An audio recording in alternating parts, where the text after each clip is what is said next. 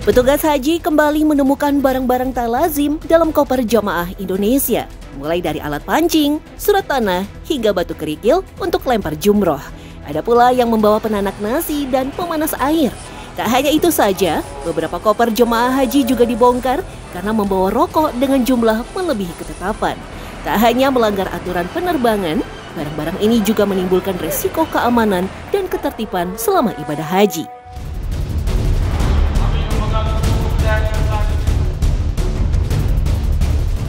Bagi yang sering melakukan penerbangan, tentu tak asing dengan petugas berseragam biru yang berada di pintu masuk terminal. Terlihat sangat teliti dan disiplin, peran aviation security atau petugas keamanan bandara memang sangatlah vital. Tak sekedar petugas keamanan biasa, AFSEC wajib dan berhak memeriksa barang bawaan penumpang, memonitor semua aktivitas di bandara demi mengidentifikasi potensi ancaman. Berdirinya suatu bandara harus ada namanya AFSEC, sehingga untuk terkait dengan airport ataupun yang bergerak di bidang penerbangan sipil harus ada, yaitu aviation security. Salah satu senjata andalan AFSEC tentulah pemindai bagasi yang menjadi peralatan penting dalam sistem keamanan modern, khususnya di bandara.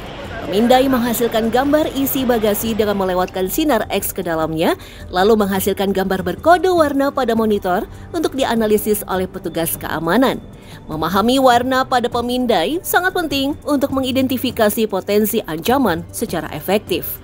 Warna pada pemindai ini memang mewakili berbagai jenis material. Salah satunya adalah warna oranye. Warna ini biasanya akan menunjukkan barang yang mengandung karbon dan biasanya berasal dari organisme hidup.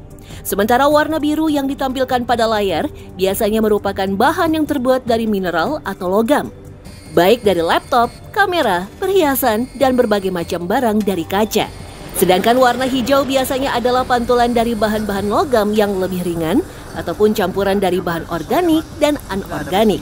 Salah satu contohnya adalah baterai, fiber, ataupun perangkat laptop dan gawai penumpang. Semakin gelap masing-masing warna, biasanya mengindikasikan semakin padatnya benda tersebut.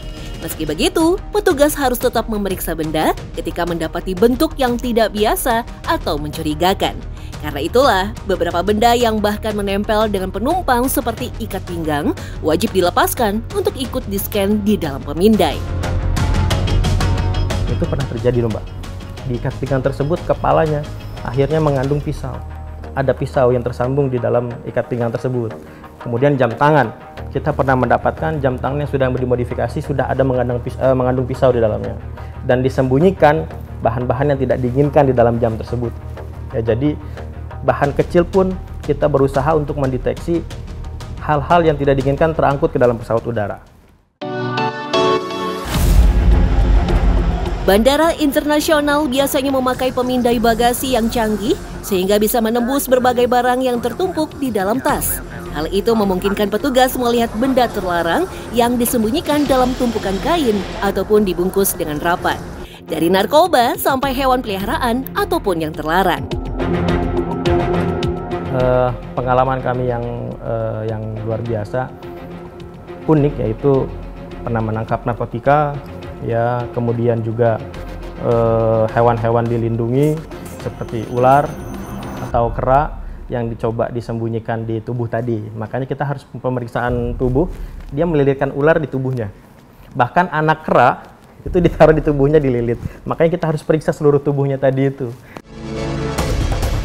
AFSEC juga berpedoman pada aturan internasional sehingga semua larangan berlaku dimanapun.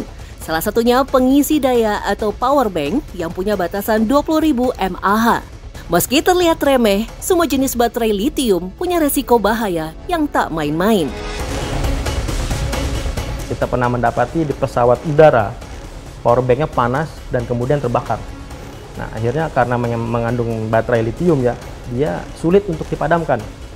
Tidak ada bahan khusus di pesawat udara yang untuk memadamkan si power bank tersebut. Akhirnya untuk mengantisipasi ya hal-hal serupa, dibuatlah aturan sedemikian rupa melarang si power bank tersebut. Tak hanya mengandalkan mesin canggih, petugas AFSEC juga harus punya kemampuan untuk memeriksa secara visual penumpang yang melewati metal detector. Petugas akan melihat apakah ada benda mencurigakan yang terlihat dari luar pakaian, seperti benjolan di area tertutup, pakaian yang longgar berlapis-lapis, ataupun perban dan lilitan yang tidak sesuai. Petugas juga mengawasi perubahan perilaku para penumpang. Dari mereka yang terlihat gelisah, keringat berlebihan, postur kaku, dan cenderung jaga jarak, sampai penolakan yang tidak biasa. Untuk penumpang yang melewati body inspection mesin, maka penumpang tersebut kami arahkan sesuai dengan prosedur, yaitu di dalam body inspection mesin. Kemudian setelah dilakukan pemeriksaan dengan body inspection mesin, maka muncullah layar di mana suspek tersebut di mana diletakkan, sehingga nanti kami akan mengecek barang tersebut apakah barang tersebut suspek apa tidak. Kalau tidak suspek, clear. Kalau suspek, maka kami menyarankan tidak untuk dibawa terbang. Semua itu dipelajari dalam pelatihan intensif sebelum para petugas diterjunkan ke lapangan. Para petugas AFSEC juga dipastikan mendapatkan lisensi secara internasional dan mampu menyelesaikan standarisasi tugas di dunia penerbangan. Yang pertama adalah kami bersekolah mulai dari basic, junior, dan senior. Itulah tahap untuk sekolah menjadi seorang AFSEC.